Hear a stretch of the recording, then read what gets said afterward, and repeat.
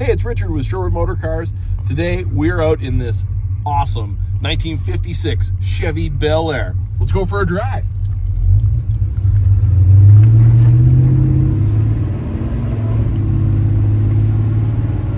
So the 56 Bel Air is kind of the middle child of the Tri-Five Chevys, the 55, 56, and 57, which are some of the most iconic classic cars ever made. The 55, maybe the plainest of the three. The 57, maybe the most deluxe of the three. And this, the 56, just fits right in the middle. Unique trim, a little bit of unique styling. And for some people who love Tri-Fives, 56 is the year that's their favorite. To others, it's maybe a little bit more overlooked. For me, these cars really define the statement, they don't build them like they used to. Everything in these cars really is just a testament to the 1950s. The way the doors go together, the way the windows are built, the steel dash, the big comfy sofa of a seat, this amazing steering wheel, chrome all over the place, a big giant bird hood ornament, big fenders, big headlights, big grille, big bumpers. But it's not that big of a car. This is a really nice, comfortable, sort of mid-size kind of car. They're not that big to be in, but boy, do they have presence, and do they ever have style. And the way that they're put together, the little stuff like, you know, the fabric weather stripping that they put in, and some of the way that they assemble the trim pieces and the way things are joined. These cars weren't necessarily crazy expensive cars when they were new, but they still demonstrated craftsmanship and assembly and attention to detail. And even now, this car is, you know, it's coming up on its 70th birthday, and you know, it's a pretty old car, but it fits nice, it drives nice, it looks nice, it's comfortable. It really is a testament to what these were like when it's new. This car, of course, has been completely gone through.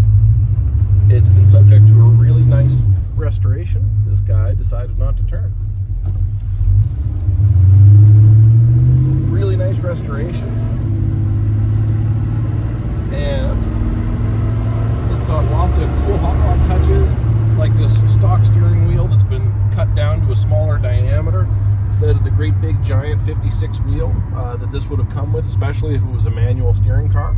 So that suits the car really nicely. One of my favorite pieces in this car is that this one's equipped with a really good ZZ4 GM crate engine. It's a 350 small block Chevy. Makes really good horsepower and torque. Hydraulic roller cam. But to make it even better, this one's dressed up with a set of really cool vintage fin valve covers, which rarely you see in a center bolt cylinder head. And the topper for it all is really cool Rochester tri-power setup. 3 deuces, triple carburation, which, you know, not necessarily stock, but is a very appropriate hot rod touch to this car. And I'm really pleased to report it works great. Often people are a little bit, yeah, this car makes good jam. Often people are a little reluctant to have multiple carburetor setups because they are worried that they're troublesome, or they're hard to tune, or it's difficult to get the car to run right with multiple carburation. This car runs awesome. It has great throttle response, makes good power and torque. This car's actually pretty darn sporty driving around here. And of course, it's got a 700R4 Overdrive automatic, so you can pull the RPM down. You know, going around a corner like that in a car that's this old, with that kind of poise, no drama, no issues. You could run this through a corner about as fast as the bench seat would let your butt slide around, and do it with confidence. It's really amazing. Like this car, although it's well gone through, it's got disc brakes upgraded on it. It's still pretty much stock suspension with improved springs and improved shocks, better sway bars. But there's nothing really fancy going on in the suspension here. It's just well sorted out. The car drives really good.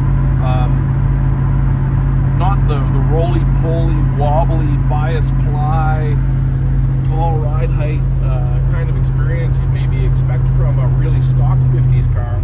This one's not that far from stock. Does it ever drive good?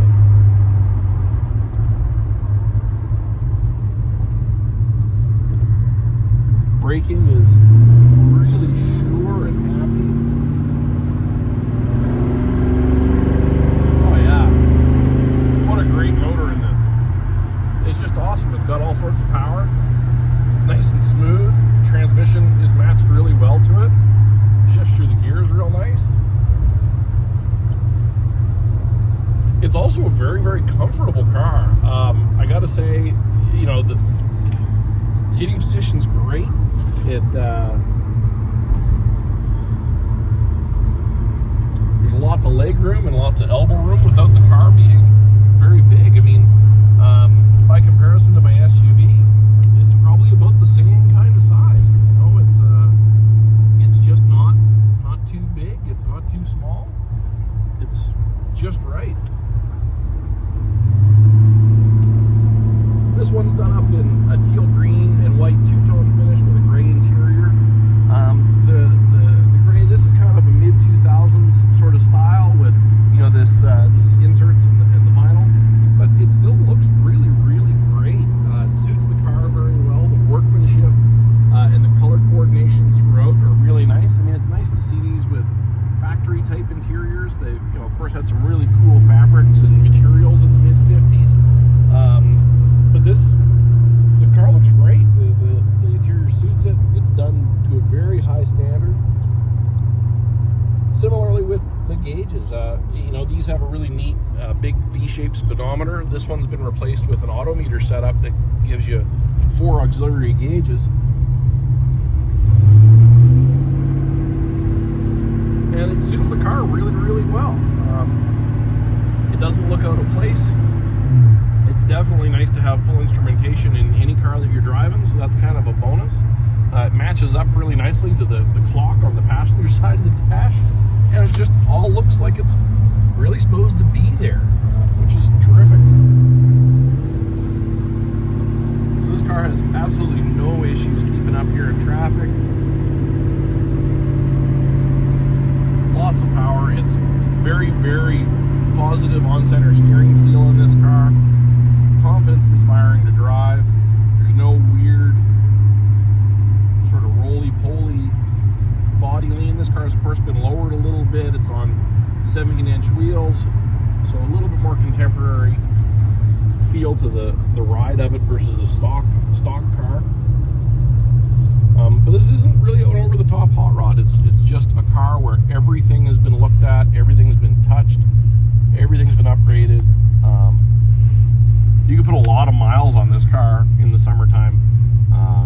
You know, with this kind of combination, there's no reason not to drive it on any nice day. We're having a terrific day out here. It's we're into November in Edmonton. It's a bright, beautiful, sunny day, and it's a great opportunity to take a nice hot rod for a cool drive.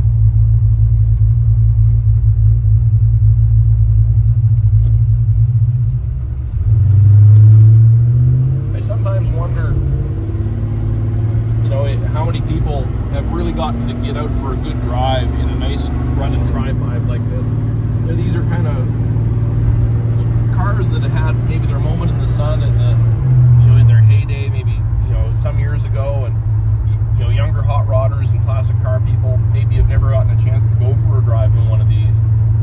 But if you do, take it. It really is an eye-opener of just how great these cars really are. These are a classic for a reason. It's not just the styling, it's not just the construction, it's not just what they are, it's also how they drive.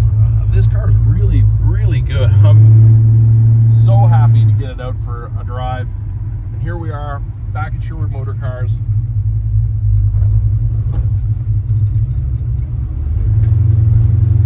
Thanks so much for joining us today, and we'll see you next time.